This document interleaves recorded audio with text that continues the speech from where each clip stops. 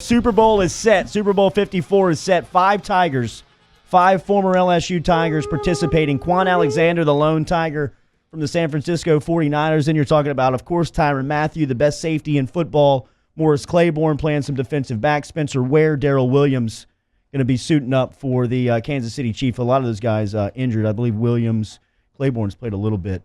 But of course, you know who's not hurt? Tyrann Mathieu. Yeah. Booger McFarland every Wednesday, Central Plumbing Company. Boog, is he the best safety in football right now? He's up there. He's definitely played really, really well. And he's made a huge impact on their defense. I think that's what you have to go by. He was in contention and should be, because they haven't named it, in contention for Defensive Player of the Year. So he's had an outstanding season, and I continue to be marveled at just how good he's been and the turnaround he's made from when he was at LSU. And to me, it's one of the greatest inspirational stories that I've ever seen, been a part of. Had the chance to, because I talked to him down in New Orleans when LSU was playing, and I continue just to be marveled and amazed and proud of him for not only where he started, but where he is now. It seems like the storylines in this game are about Kansas City's offense, San Francisco's defense. Then they start talking about Jimmy Garoppolo and what he may or may not be able to do in the game. Where does Kansas City's defense fit in the Super Bowl storyline? It's really simple. They got to stop the run.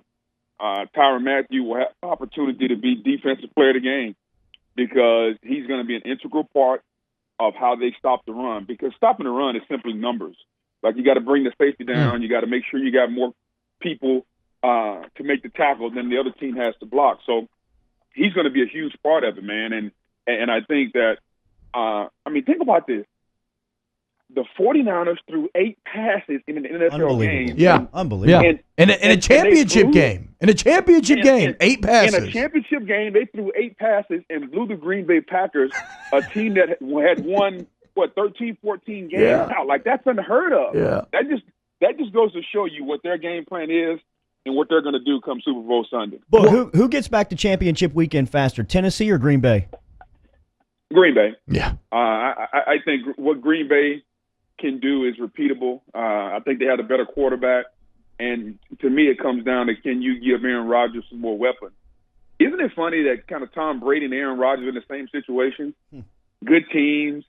But their own offense is that they need another weapon or two to kind of take them over the top. Whereas 5 or 6 years ago, they probably didn't need that, but now they do.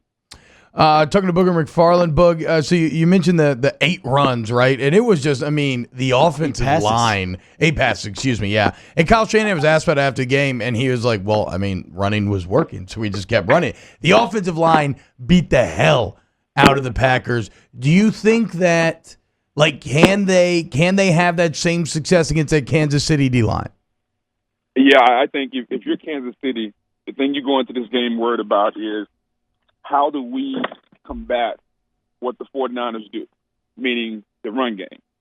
And I think that you got to play this run game with penetration up front, meaning you got to have your defensive line in the backfield. Here's the problem. Kyle Shanahan understands that. Here's the thing that nobody's probably going to talk about all week. Kyle Shanahan learned to call plays from his dad and all that good stuff, and Mike Shanahan. But when I was in Tampa, there was a little short, snotty-nosed white kid sitting in the back of the room as a little grad assistant almost, writing down every bit of information he could back in 2000. You know who that was? Kyle Shanahan. That was Kyle Shanahan. Wow. How old was he? I don't know. Probably it looked like he was 12. Wow. He was in our defensive meeting room, learning what we did defensively. From Monty and I asked Kiffin? him about exactly, because he wanted to learn the responsibilities of the defense that could help him call plays offensively. So, in other words, if I know that the right end is always going to be outside and has to stay outside, then I'm going to design a play and I'm going to make him stay outside because that's what he wants to do.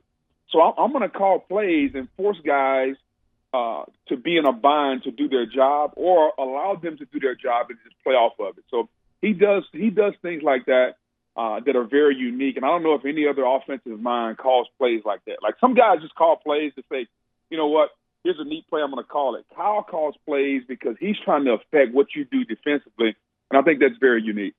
And it's obviously led to a lot of success. Now, when Kansas City is on offense, obviously they have the most explosive, maybe best player in the game in Pat Mahomes. The accepted football theory is the best way to stop an elite quarterback is with an elite D-line. I think San Fran has that. Who wins that battle between that pass rush and Mahomes? You know, T-Bob, there was a few years ago where when Peyton Manning was with the Broncos and they were averaging 50 points a game, and everybody says that offense is now taking over. Remember what happened in that Super Bowl against Seattle? Yeah, they got dominated. Defense still wins. And I made the mistake that week of saying, you know what? It's a new day. Offense is taking over. And Seattle just dominated Denver. So I'm not making that mistake anymore. I'm telling you right now, great defense will always beat great offense, just like great pitching will beat great hitting. And I think that if we just understand that this is a really, really good defense, and I expect them to be able to make stops against Patrick Mahomes. I'm leaning. I mean, I got like a heavy T-Bob lean after I've eaten too many meals. Yeah. I'm leaning towards San Francisco. I'm not quite ready to pick them yet, but I think that's going to be really, really good. Listen, Pat's really good. You're not going to be able to shut him out, but I do think it's going to be really, really difficult for him to have the type of success that he's had all season long against Bosa and Armstead and Buckner and D Ford and everything that they do on defense with Quan Alexander. To me, it's going to be really, really fun to watch.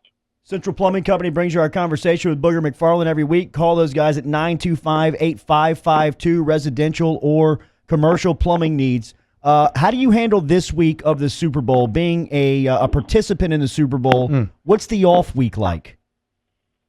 Well, the off week you should have your game plan in by Friday. So I'll give you an example of my last Super Bowl.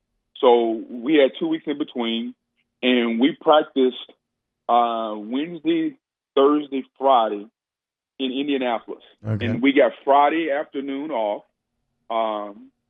And we got Saturday off, Sunday off. We had to be back in Indy Monday to travel as a team down to Miami. And by the time we got to Miami, the game plan was in. So when we arrived, we had media day. They called it media night. We had media night Monday night, and then after that, we just kind of fine-tuned the game plan a little bit. So the game plan is in.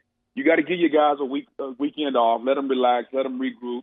Take care of all your tickets. Take care of all the family members. Take care of all the things that could take your time away from football. Because when you touch the ground in Miami or wherever your Super Bowl is, you want to make sure that your focus is on football and all the ticket requests, all the hotels, all those things are buttoned up. So today's Wednesday. They should be installing the game plan. You know, it's 1st and 10. It's probably 1st and 10, maybe a little red zone today. Defensively, we're putting in our base packages. Tomorrow we'll add in short yardage, goal line, maybe a little red zone. Friday we do a little 2-minute drill. So the game plan is in. That way, when you show up, it's time to play ball. If you needed to, you could play ball on Sunday.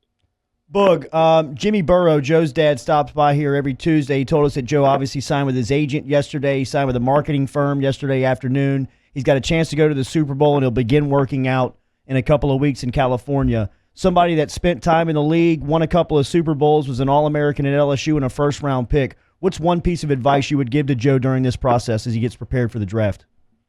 Well, less is more. People will tell you that you got to go to California and you got to go and do all these different things, and I get it. You know what I did? I went to class, got done at noon, 12:30, worked out over at Tiger Stadium in the afternoon. I graduated, and I was the first defensive lineman taken in the 1999 draft. Like, there's so many different ways to get this done. People will make you believe that you got to go do a ton of things. Like, you got to go hire a guy just to stretch you. You know who stretched me? Vern Banks, the LSU strength coach. So nice. I get it. Times have changed. Things are a little different. But I would just tell him, hey, be comfortable in your routine.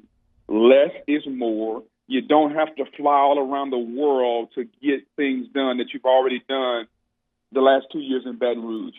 There are a lot of people that are going to make you think that you got to be in California to run. I'd rather run in Louisiana. I've been running there. I mean, it's going to get nice and humid. Like, it's so many little things that you'll go through.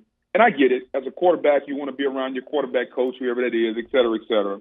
But my baseline advice to him would be, hey, man, you've become successful doing it a certain way, okay? Just remember that.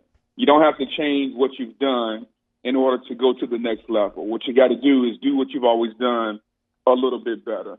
And just remember, less is more.